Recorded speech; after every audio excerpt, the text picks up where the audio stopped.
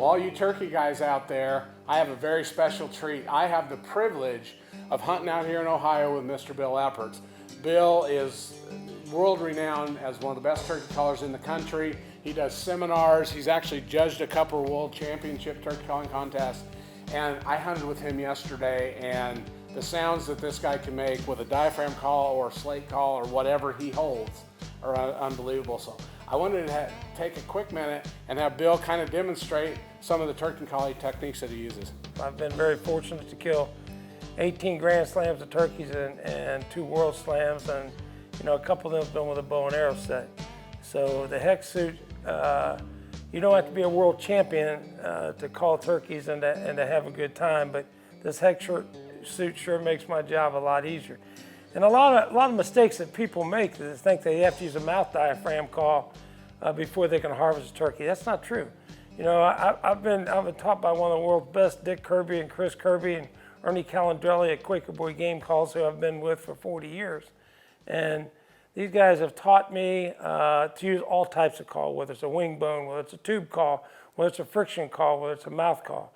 But one of my go-to calls are like a slate call. Anybody can use this. And you have a striker and you have a sound chamber. Sound chambers being a slate call. This is our Quaker Boy slate call. I start off with a little yelp, and all you do is put the striker on the sound chamber, tilt it a little, and just do a little half circle. A hen has a high-low pitch. Here's your high when you go sideways. Here's your low pitch when you come down. Put them together. That's your basic yelp of a hen turkey. Then you want to do a purr. You drag the striker across the sound chamber real lightly.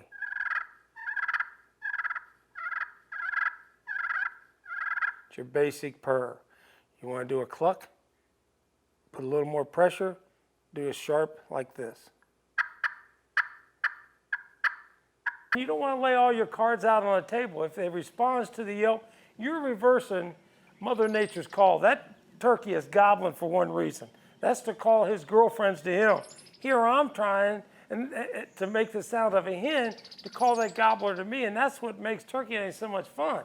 It's because I am trying to reverse Mother Nature's process into calling to me. And a lot of people, they want to lay all their cards out. They want to throw all the calls out there.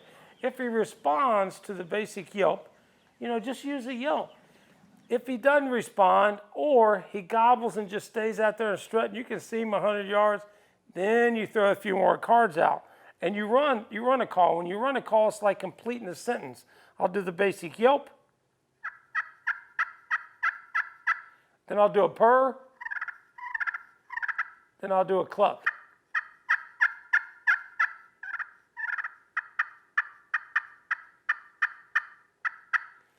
So that's the main thing, don't play all your cards out.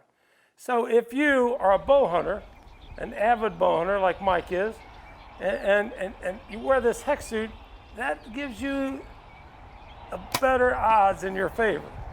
Because these turkeys, they don't pay as much attention to you by wearing these suits. And believe me, I was skeptical at first on that. Now I'm telling you, but I believe in this guy, and now I believe in his product, and I've been wearing this product on every occasion, whether I'm hunting in New Zealand, hunting red deer, hunting tar, hunting whitetails, and hunting turkeys. I wear it all the time.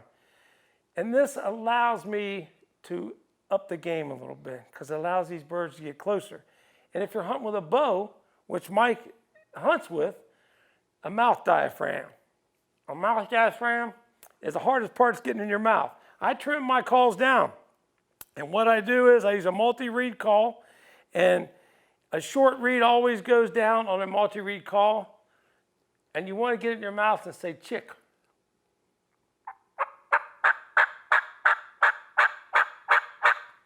That's your basic rassic yelp of a hen turkey. And you want to get into a little more, you want a cut, make an excited call and go into the yelp.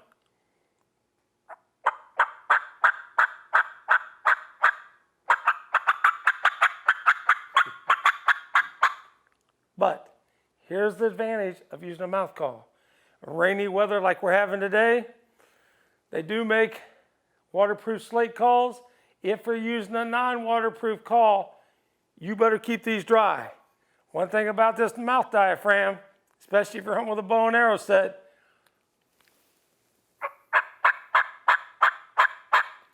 hands-free. You know, one of the techniques I'm going to show you is called the fighting purr. And what this is used, whether you've been turkey hunting a year or 30 years, you're going to have these turkeys we call hang up on you.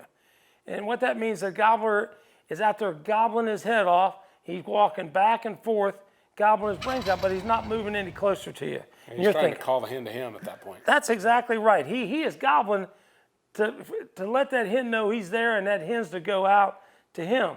We, as turkey hunters, are trying to call him to us and reverse Mother Nature's process. He hangs up on you. He's responded, but he hadn't come any closer. One of the techniques is a fighting purr. What that is he thinks two gobblers are in there fighting to get his girlfriend, which is supposed to be in there because you've been yelping. And this main gobbler, the boss gobbler as he called, he's in a pecking order at the top of the chain. What happens is that he wants to come in to investigate and allows that turkey to come closer. And he'll gobble to this on any type of situation. We call it a courtesy gobble, shock gobble, but it allows you to know what he's doing. And you do this, you want to tilt your peg, put it on your sound chamber or the slate, and then increase the pressure on it and drag the call back to you. Make it a little louder, a little more erratic.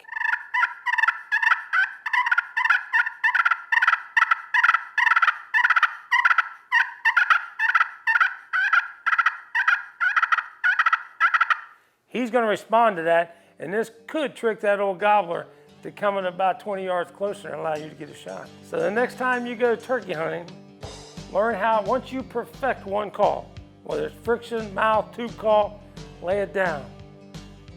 Perfect another type of call. Then, never, ever go out without a hex suit, and you'll be successful year after year.